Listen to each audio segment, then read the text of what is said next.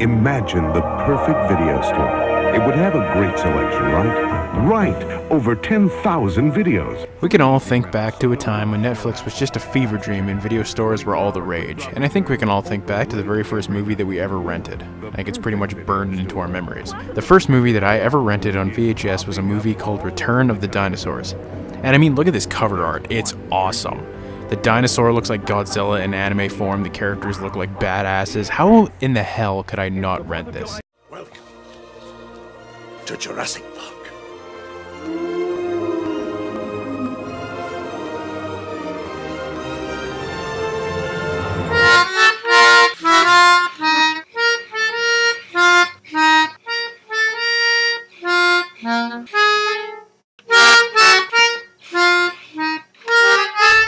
The fuck is this? Well, Return of the Dinosaurs was released in North America in 1983, and it's actually a TV series that came out in Japan called Kyoryu Tenkentai Born Free in 1976.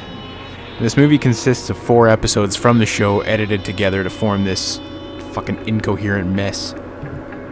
So a comet comes close to Earth, causing natural disasters to occur that wipe out most of humanity while simultaneously ripping open the ground and revealing a hidden world of dinosaurs that was beneath our surface this whole time.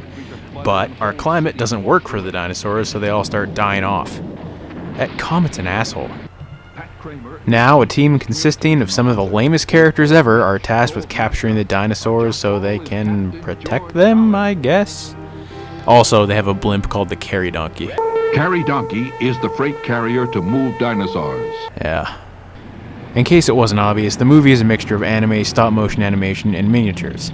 Like the Thunderbirds, but in this, the puppets are god-awful. I mean, look at this shit. It looks like E.T. fucked a frog. It's hideous. The miniatures are fine, but the anime characters clash horribly with the rest of the live-action scenery. And believe it or not, Tsuburaya Productions was behind this movie. Yeah, the people that made Ultraman. What the hell happened? And let me tell you, there's bad voice acting, and then there's this. Go get help! Go!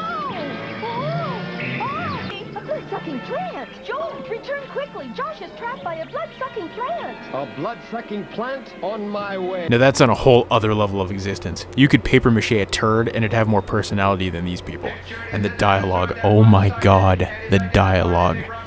The voice acting was done by Charles Bergman, who hasn't been in anything other than this, Errol Horn, whose IMDb page doesn't even list Return of the Dinosaurs on it, but does list Stand Up and Cheer from 1971, I don't know what that is, Dale Jurgensen, who I can't find any info on at all, and the only other 2 that seem to have any sort of career is Sandra Williams and Stefan Zima, whose credits also include Assistant Director on Love Camp 7. What the fuck?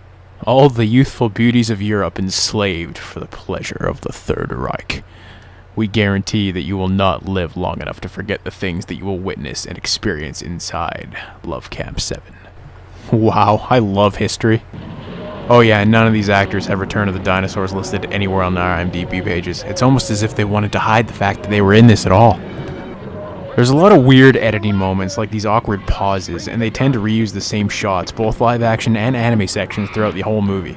Now, in the context of the TV show, it probably wouldn't be as noticeable, but in the movie, it's jarring as hell. Have a happy life!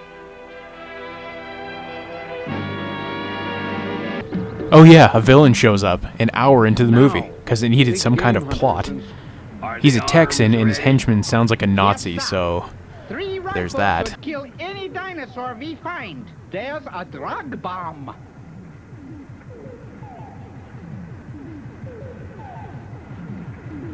Then we'll cut off His plan is to kill a T-Rex and cut its head off with a chainsaw. Jesus, dude. Okay. Come to think of it, kind of reminds me of another character from another dinosaur movie. All I want in exchange for my services is the right to hunt one of the Tyrannosaurs. A male, a buck only. How and why are my business. Yeah, that guy from the Lost World Jurassic Park who only came to the island to bag a male T-Rex. Now, is it possible that Michael Crichton and Steven Spielberg were inspired by this awe-inspiring masterpiece of a film? And since every movie has to have some kind of interaction between the hero and the villain, here's ours. And yeah, I can't make this shit up. Don't intervene. It's protected by scientists. They've no right to stop me from hunting dinosaurs. IOCN protects dinosaurs. Go away or I'll shoot you where you stand. Oh no, quicksand! Wrench, quick, full speed ahead. Ha! Serves you right. So the villain is bested and probably one of the greatest villain takedowns I've ever seen in any movie.